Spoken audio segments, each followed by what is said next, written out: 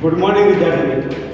આપણે આગળના દાખલામાં જોયું વર્ગમૂળમાં 9.3 ને સંખ્યા રેખા પર દર્શાવો. હવે પછીનો ટોપિક છે છેદનું સમીકરણ કરવું. હું પહેલા તમને સમજાવી દઉં છું કે છેદનું સમીકરણ એટલે શું. છેદનું સમીકરણ એટલે છેદમાં આપણને અસમય સંખ્યા આપેલી હોય. અસમય √5 √7 √23 એવી સંખ્યાઓ વર્ગમૂળવાળી આપેલી હોય. એ અસમય સંખ્યાને આપણે સમય બનાવવાની છે. અસમય સંખ્યાને શું બનાવવાનું? સમય. એટલે એને કહેવાય છેદનું સમીકરણ. અને છેદનું સમીકરણ કોના વડે થાય? તો વર્ગમૂળવાળી રકમનો એનું એની સાથે જ, જેમ કે આપણે શીખ્યા હતા √7 હોય, આ અસમય છે. અસમયને સમય કરવો હોય તો મારે એની એ જ રકમ વડે ગુણાકાર કરવો પડે. તો √7 અસમય હતી, એ જ સંખ્યા વડે ગુણાકાર કર્યો તો √7 કેટલા થઈ જાય? 7 થાય. થઈ ગયું? અસમયનું શું થઈ ગયું? સમયમાં ફેરવાઈ ગયું. તો આને કહેવાય સમીકરણ. ઓકે, જેના વડે સમીકરણ થયું, કોના વડે થયું? √7 વડે. એને સમયકારક અવયવ કહેવાય. શું કહેવાય? સમયકારક અવયવ તરીકે એને ઓળખીએ છીએ. ઓકે, હવે ધારો કે એક જ રકમ હતી. હવે પ્લસ માઇનસ વાળી હોય, જેમ કે વર્ગમૂળમાં 5 વત્તા વર્ગમૂળમાં 2 છે. ચાલો ધારો કે આ છેદમાં આ રીતે રકમ આપી છે, અસમય સંખ્યા છે. હવે મારે આ અસમયને શેમાં ફેરવવું છે? સમયમાં ફેરવવું છે. અસમય છેદમાં આપી છે અને સમયમાં ફેરવા શું કરશો? તો આની આ જ રકમ, પરંતુ નિશાની બદલી કાઢવાની ખાલી. જેમ કે √5 + √2 છે, એટલે કે √5 - √2 આવે. એના વડે ઉપર નીચે ગુણાકાર કરવાનો હવે. √5 - √2 અને નીચે પણ √5 - √2 વડે આનો ગુણાકાર કરવાનો. તો એનું સમીકરણ થઈ જશે. ઓકે, તો આવું પૂછાય √5 + √2 નો સમયકારક અવયવ કયો? તો √5 + √2 નો સમયકારક અવયવ કયો? √5 - √2. શું થાય? √5 - √2 એને સમયકારક અવયવ કહેવાય. એટલે છેદની સંખ્યા અસમયને સમયમાં ફેરવવા માટે આ કામ કરીશું. ઓકે, તો દાખલા નંબર 5 તમારો જો આપેલી સંખ્યાઓના છેદનું સમીકરણ કરો. તો વિદ્યાર્થી મિત્રો, આપેલી સંખ્યાઓના છેદનું સમીકરણ કઈ રીતે કરીશું? તો સૌપ્રથમ રકમ આપી છે 1/7. તો શું કરીશું? તો √7 કાઢવા માટે એની એ જ સંખ્યા વડે ગુણવાના અને એની એ સંખ્યા વડે ભાગાકાર કરવાનો. જેમ કે 1/√7 છે, તો √7 વડે ગુણવાનો અને √7 વડે ભાગાકાર કરવાનો. તમે ગુણાકાર કરી જુઓ તો ઉપર √7 * √7 અને છેદમાં √7 * √7, એકની એક વર્ગમૂળવાળી સંખ્યા બે વખત આવે તો જવાબ એનો 1. આપણે હવે શીખી ગયા છે. તો ઉપર વર્ગમૂળમાં 7 * વર્ગમૂળમાં 7, નીચે વર્ગમૂળ 7 બે વખત ગુણાકારમાં છે કે વર્ગમૂળ નીકળી જાય, જવાબ એનો 1. છેદમાં સમય સંખ્યા આવી ગઈ. તો આ આપણો બની ગયો આન્સર. આને કહેવાય છેદનું સમીકરણ. છે સિમ્પલ. ઓકે, નેક્સ્ટ હવે બીજો દાખલો જોઈએ. 1/7 √7 - √6 છે. 1/7 √7 - √6 છે. તો શું કરીશું વિદ્યાર્થી મિત્રો? તો આપણે હમણાં શીખ્યા નીચેની રકમ અસમય સંખ્યા છે અને સમય બનાવવા માટે એની એ જ રકમ પરંતુ નિશાની બદલવી પડે. જેમ કે જોજો 1/7 વર્ગમૂળમાં 7 - વર્ગમૂળમાં 6 આપ્યા છે. આપણે એની એ જ રકમ પરંતુ નિશાની બદલવાની. વર્ગમૂળમાં 7 ઓછાની જગ્યાએ વત્તા વર્ગમૂળમાં 6 વડે ગુણવાના અને વર્ગમૂળમાં 7 વત્તા વર્ગમૂળમાં 6 વડે ભાગવાના. આને કહેવાય સમયકારક અવયવ અને એના વડે છેદનું સમીકરણ થશે. કઈ રીતે થાય છે જોજો. ઉપરનો ગુણાકાર કરીએ એક જોડે તો એનું એ જ. તો આપણે ઉપર લખીશું વર્ગમૂળમાં 7 વત્તા વર્ગમૂળમાં 6. અને નીચેની વાત કરીએ છેદની સંખ્યાનું શું થયું? તો તમે જુઓ બંને કૌંસમાં રકમો સરખી દેખાય છે. એકમાં વત્તા છે, એકમાં ઓછા છે. લાસ્ટ વિડિયોમાં જોયો તો તફાવતનો નિયમ, બે કૌંસમાં રકમ સરખી હોય, એકમાં વત્તા ઓછા હોય તો પહેલા પદનો વર્ગ, પહેલું પદ એટલે વર્ગમૂળમાં 7 નો વર્ગ ઓછા બીજા પદનો વર્ગ, બીજું પદ એટલે વર્ગમૂળમાં 6 નો વર્ગ. હવે તો કે વર્ગમૂળમાં 7 વત્તા વર્ગમૂળમાં 6 ઉપર એમના એમ, પરંતુ નીચે આવું શીખ્યા હતા વર્ગમાં 7 નો વર્ગ 7 ઓછા વર્ગમાં 6 નો વર્ગ 6. તો આપણને ફાઇનલ આન્સર કયો મળશે? તો કે √7 +√6 અને છેદમાં 7 નો 6 જાય તો 1. હવે આપણે એક છેદમાં લખતા નથી, તો આ આપણો આન્સર થઈ ગયો છેદનો સમીકરણ. બોલો છે સહેલો એકદમ. એવો જ દાખલો હવે ત્રીજો જોઈએ એટલે આપણને પરફેક્ટ ખ્યાલ આવી જશે. અહીં √7 - √6 હતા, એની જગ્યાએ √5 + √2 આપેલા છે. તો શું કરીશું વિદ્યાર્થી મિત્રો? તો 1/√5 + √2 ને સમીકરણ કરવા માટે કોના વડે ગુણાકાર ભાગાકાર કરવો પડશે? તો એની એ જ સંખ્યા પરંતુ નિશાને પ્લસની જગ્યાએ માઇનસ. ઓકે વિદ્યાર્થી મિત્રો, બે દાખલા જોયા, હવે ત્રીજો દાખલો જોઈશું. 16 ની ઉપર 3/4 ઘાત આપેલી છે, છેદમાં 4 છે, એટલે આપણે 4 ઘાત લાવવાની છે. 16 ની 4 ઘાત કઈ રીતે આવશે? 2 × 4 × 8 × 16, 2 ની 4 ઘાત કરી તો 16 થાય. તો 16 ને શું લખાય? 2 ની 4 ઘાત, અને એની ઉપર આપેલા છે આપણને 3/4. ઓકે, હવે આગળ નીચેના 4 ઉપરના 4 ઉડી ગયા. શું બાકી રહ્યું? તો કે 2 નો ઘન. ઓકે, શું બાકી રહ્યું? તો કે 2 ની 3 ઘાત. તો 2 ની 3 ઘાત કેટલી થાય? આપણે શીખી ગયા છે 2 નો ઘન કેટલો થાય? 8. આપણો આન્સર. ઓકે, છેલ્લો દાખલો જોઈએ, ચોથો. 125 ઉપર -1/3 ઘાત છે. હવે આપણે જાણીએ છીએ માઈનસ ઘાત ને પ્લસ ઘાત કરવી હોય તો શું કરવું પડે? અંશમાં છે કઈ લઈ જવી પડે? છેદમાં લઈ જવી પડે. તો છેદમાં લઈ જવા માટે શું લખીશું? 1/125 ની -1/3 એટલે શું લખાય? +1/3. ઓકે, હવે તો કે છેદમાં 3 ઘાત છે, આપણે 3 ઘાત લાવી છે, તો એના માટે 1/, કોની 3 ઘાત 125 થાય? તો કે 5 ની 3 ઘાત કરીએ, 5 × 5 25, 25 × 5 125, 5 ની 3 ઘાત 125, અને એની પર કેટલા આપેલા છે? 1/3 ઘાત. તો ફરી નીચેના 3 ઉપરના 3 ઉડી ગયા, બાકી શું વધ્યું? 1/5. 5 ની 1 ઘાત કહેવાય, તો 5 ની 1 ઘાત કેટલી થાય? 1 જ થાય. તો 1/5 આ એનો આન્સર છે. ઓકે, તો આ રીતે આપણે દાખલો બીજો પૂરો થયો. હવે વાત કરીએ ત્રીજા દાખલાની. ત્રીજા દાખલાની અંદર આપ્યું છે સાદું રૂપ આપો. તો સાદું રૂપની અંદર આપણે ઘાતાંકના જે નિયમ શીખ્યા એનો ઉપયોગ કરવાનો રહેશે. જેમ કે આધાર 2 છે અને એની ઘાત જુદી જુદી છે. તો આધાર સરખો છે, ઘાત જુદી છે, વચ્ચે ઇન્ટુ કહેવાય એટલે ગુણાકાર. તો પહેલો નિયમ, આધાર સરખો હોય, ગુણાકાર હોય તો ઘાતોનો કરવાનો સરવાળો.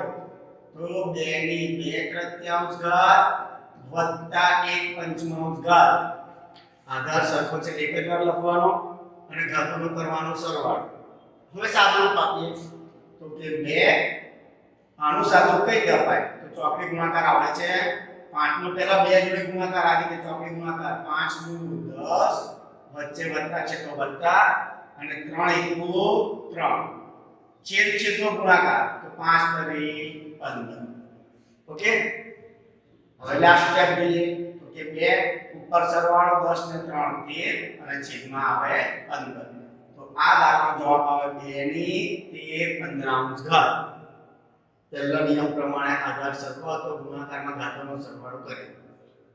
બીજા દાખલાની વાત કરીએ તો બીજો દાખલો આપણે ઘાત બંને સરખી છે, અંશની અને છેદની. તો દરેકને ઘાત આપી દો.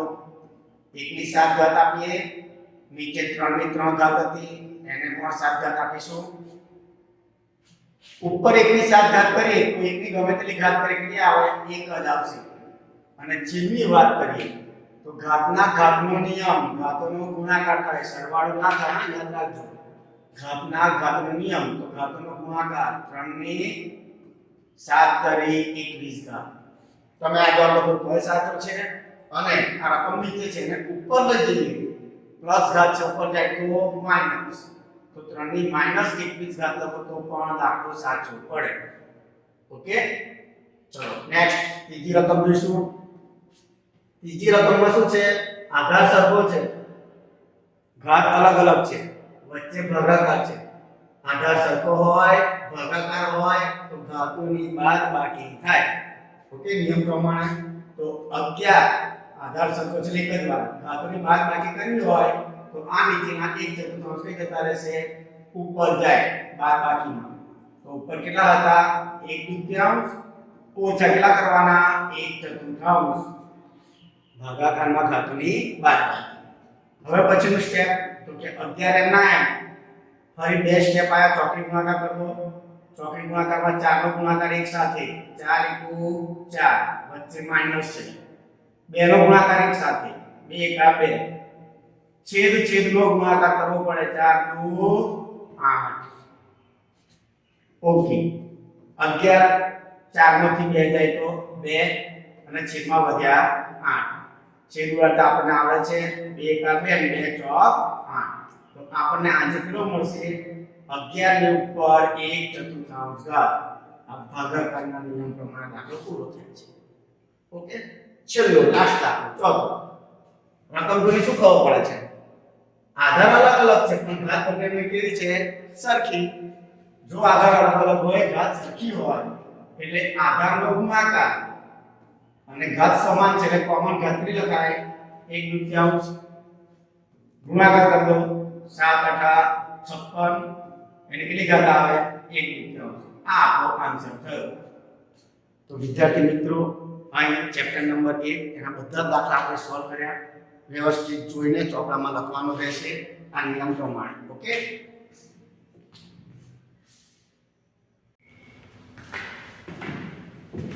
છેદનું સમીકરણ કરવા માટે આપણે આ રકમની વિરુદ્ધ નિશાની એટલે કે √5 - √2 વડે ગુણવાના અને એક રકમ વડે ભાગાકાર કરવાનો √5 - √2. હવે ઉપર અંશનો ગુણાકાર કરીએ એટલે એક જોડે ગુણાકાર એની જ રકમ આવશે એટલે આપણે લખીશું કે કૌંસમાં √5 - √2 અને છેદની વાત કરીએ તો ફરી બંને કૌંસમાં રકમ સરખી છે એકમાં પ્લસ છે અને એકમાં માઈનસ. તો નિયમ પ્રમાણે પહેલા પદનો વર્ગ એટલે વર્ગમાં 5 નો વર્ગ ઓછા બીજા પદનો વર્ગ એટલે વર્ગમૂળમાં 2 નો વર્ગ.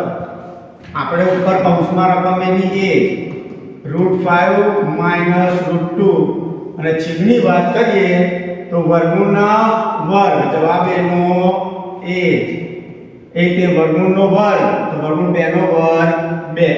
તો આપણને છેલ્લો આન્સર મળશે √5 - √2 અને છેદમાં 5 માં 2 જાય તો 3.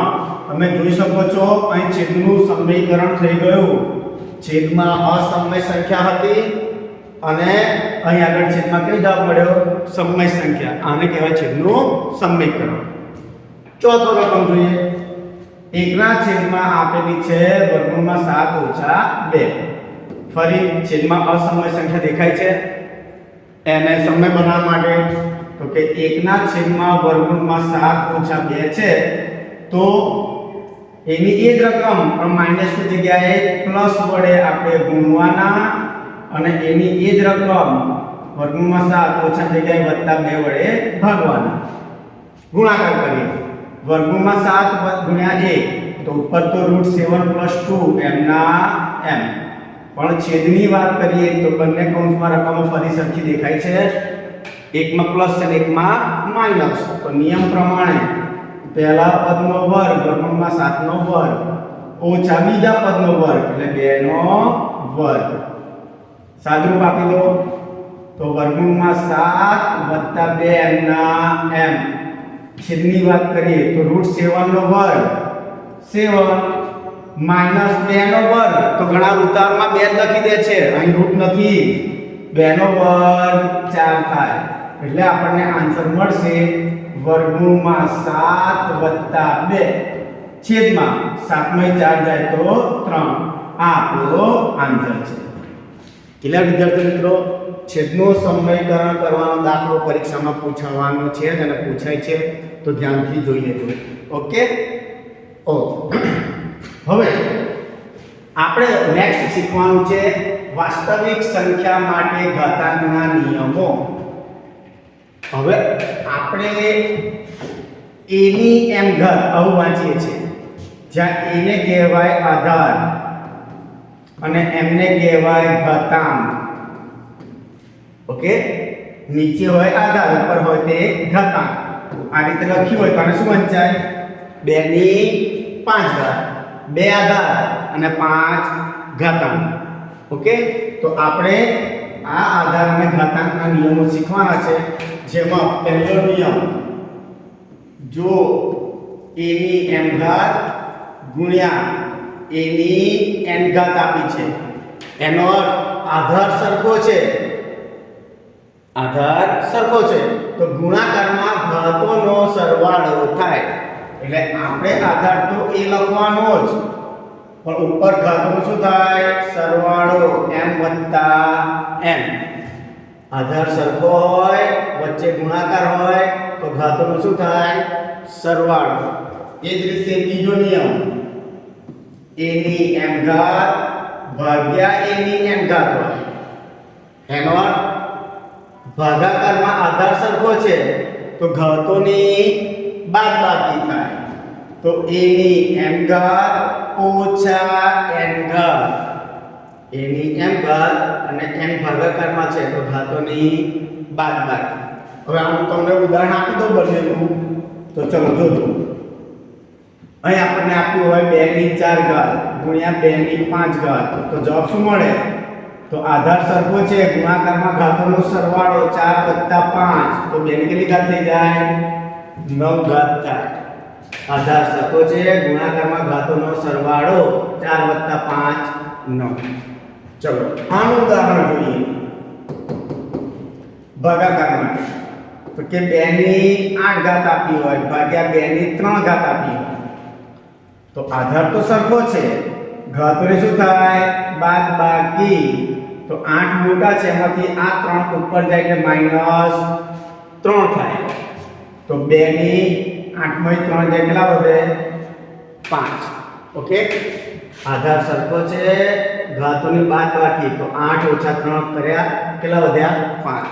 પણ આમાં બીજું પણ એક ઉદાહરણ આપણે જોઈ લઈએ કે ધારો કે 3 ની 2 ઘાત આપી હોય અને નીચે 3 ની 4 ઘાત આપી છે, તો વિદ્યાર્થી મિત્રો બંનેમાં ફરક કશું દેખાય છે? અહીં અંશ મોટો અને અંશની ઘાત મોટી છે અને છેદની ઘાત નાની છે. અહીં અંશની ઘાત નાની છે અને છેદની ઘાત મોટી છે, તો આપણે હંમેશા નાની ઘાતને મોટી ઘાતમાં બાદબાકી માટે લઈ જવા પડે. તો ઉપરના બે કઈ આવશે? નીચે બાદબાકીમાં. આધાર સરખો છે, ઘાતોની બાદબાકી કરવાની છે, તો ઉપર કેટલા લખવાના? 1 અને નીચે બાદબાકી થાય 4 - 2. ઘાત મોટી હોય એમાંથી નાની ઘાત બાદ કરવાની. અહીં મોટી ઘાત નીચે છે તો ઉપરની નાની ઘાત નીચે બાદબાકીમાં આવે, ઉપર કેટલા લખવાના? 1. તો 1/3 ની 4 માંથી 2 જાય તો 2. તો આપણો આન્સર કહેવાય. તો ભાગાકાર માટે આ બે ઉદાહરણ છે. ઓકે, ચાલો ત્રીજો નિયમ જોઈશું, ઘાતના ઘાતનો નિયમ.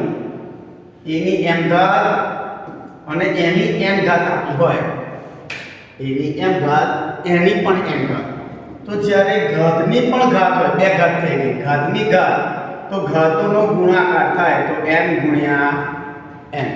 શું થાય? ઘાતોનો ગુણાકાર. હવે ઉદાહરણ જોવું હોય તો જોઈ શકો તમે. ધારો કે 2 ની 3 ઘાત આપી હોય અને એને હું 4 ઘાત કરી દઉં, તો ઘાતની પણ ઘાત થઈ તો 2 ની 3 ઘાત ગુણ્યા 4 ઘાત, ઘાતોનો ગુણાકાર, તો 2 ની 4 કરી 12 ઘાત. આવો આન્સર આપણને મળે. ઓકે, ચલો ચોથો નિયમ, જો ગુણાકારમાં ab છે અને એની ઉપર m ઘાત આપેલી છે, a અને b બે રકમ જુદી જુદી છે, ગુણાકાર છે, એની m ઘાત આપી છે, તો તો બંનેને ઘાત વહેંચી દેવાની, તો a ની m ઘાત લખાય અને b ની પણ m ઘાત લખાય. એટલે a ને પણ ઘાત આપી દેવાની, b ની પણ ઘાત આપી દેવાની. જેમ કે ઉદાહરણ જોવું હોય તો જુઓ, ધારો કે 4 અને x આપ્યા હોય અને એની ઉપર 2 ઘાત આપી હોય, તો આ બંને a અને b કહેવાય, બંને જુદું જુદું છે. એટલે આપણે 4 નો પણ વર્ગ કરીએ છીએ અને જોડે x નો પણ વર્ગ કરીએ છીએ. તો 4 નો વર્ગ કેટલો થઈ જાય? 16 અને x નો વર્ગ. એટલે ટૂંકમાં કહેવાનો અર્થ બંનેને ઘાત આપવી પડે. ઓકે, વચ્ચે ગુણાકાર મૂકવો હોય તો મૂકી શકાય. ચાલો, જેમ ગુણાકાર માટે નિયમ છે એમ ભાગાકાર માટે પણ નિયમ. a ભાગ્યા b એની ઉપર m ઘાત આપી હોય તો ગુણાકારની જેમ જ a ને પણ m ઘાત આપવી પડે, b ને પણ m ઘાત આપવી પડશે. તો આનું ઉદાહરણ ધારો કે 2 ના છેદમાં 3 આપ્યા હોય અને એની 5 ઘાત આપી છે, તો એ ભાગાકારમાં ઘાત સરખી છે, તો અંશને પણ ઘાત આપો અને છેદને પણ ઘાત આપવી પડે. તો આ રીતે 5 નિયમ આપણા જોઈ શકાય છે. હવે વિદ્યાર્થી મિત્રો, આ 5 નિયમ તો જોયા.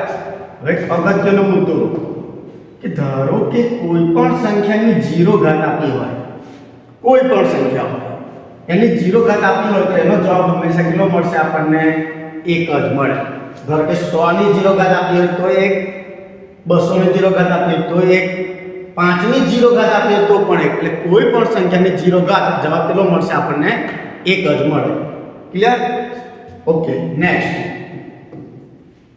ધારો કે કોઈ પણ સંખ્યાની પર માઈનસ ઘાત આપી છે, હવે અત્યાર સુધી પ્લસ ઘાત જોઈ હતી, હવે કોઈ પણ સંખ્યાની પર માઈનસ ઘાત આપી હોય તો માઈનસ ઘાતને પ્લસ ઘાત કરવી પડે. અને એના માટે શું કરવું પડે? રકમને ઉલટાવવી પડે. અંશમાં હોય તો છેદમાં અને છેદમાં હોય તો અંશમાં લાવવી પડે. જેમ કે આ માઈનસ ઘાતને મારે પ્લસ કરવી હોય તો મારે એને છેદમાં લાવવી પડે. તો a ની m ઘાત લખાય, ઉપર 1 છેદમાં a ની m ઘાત. હવે એનું ઊંધું વિચારીએ. ધારો કે છેદમાં રકમ આપી છે માઈનસમાં, 1 ના છેદમાં a ની માઈનસ m ઘાત આપી હોય તો છેદની માઈનસ ઘાત દ્વારા પ્લસ કરવા ઉપર લઈ જવા પડે. તો શું લખાશે? તો a ની m ઘાત છેદમાં માઈનસ હતા, અંશમાં જાય શું થઈ જાય? પ્લસ થાય. ક્લિયર આટલું? ઓકે.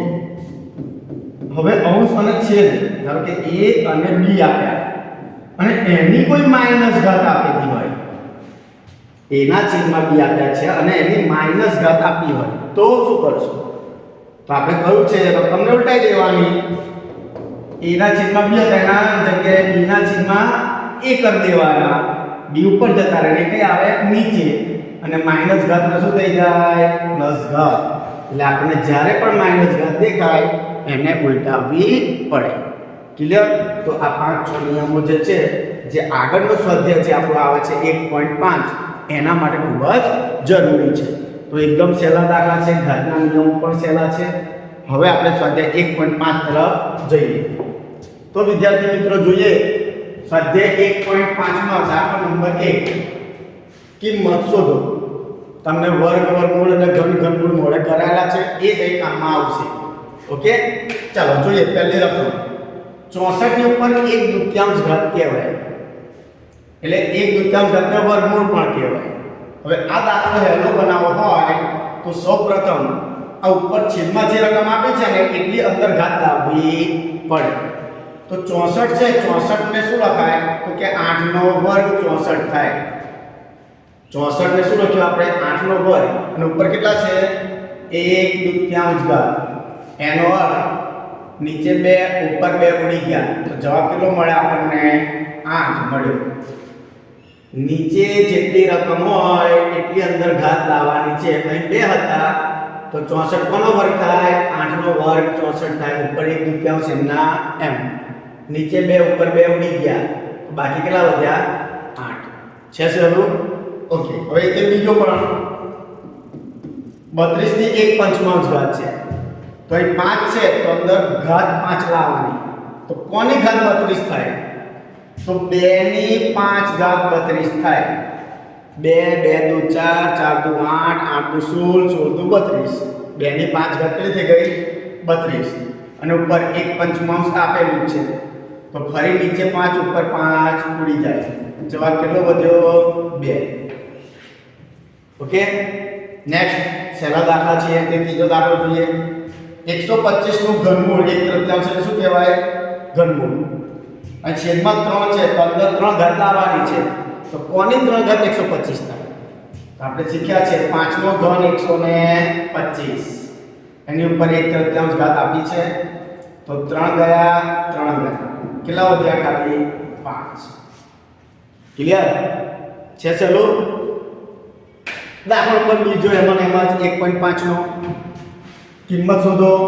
9 ની 3 દૂત્યાંશ ઘાત. આપણે નીચેની જ ઘાત જોવાની છે, રકમ જોવાની છે. હવે 2 લાવવાના છે. તો કોનો વર્ગ 9 થાય? 3 નો વર્ગ 9. 9 ને લખ્યા છે 3 નો વર્ગ. ઉપરની રકમ 3 દૂત્યાંશ એમની એમ. તમે જોશો નીચે 2 ઉપર 2 ઉડી જાય છે. નીચે 2 ઉપર 2 ઉડી જાય. જવાબ કેટલો વધ્યો?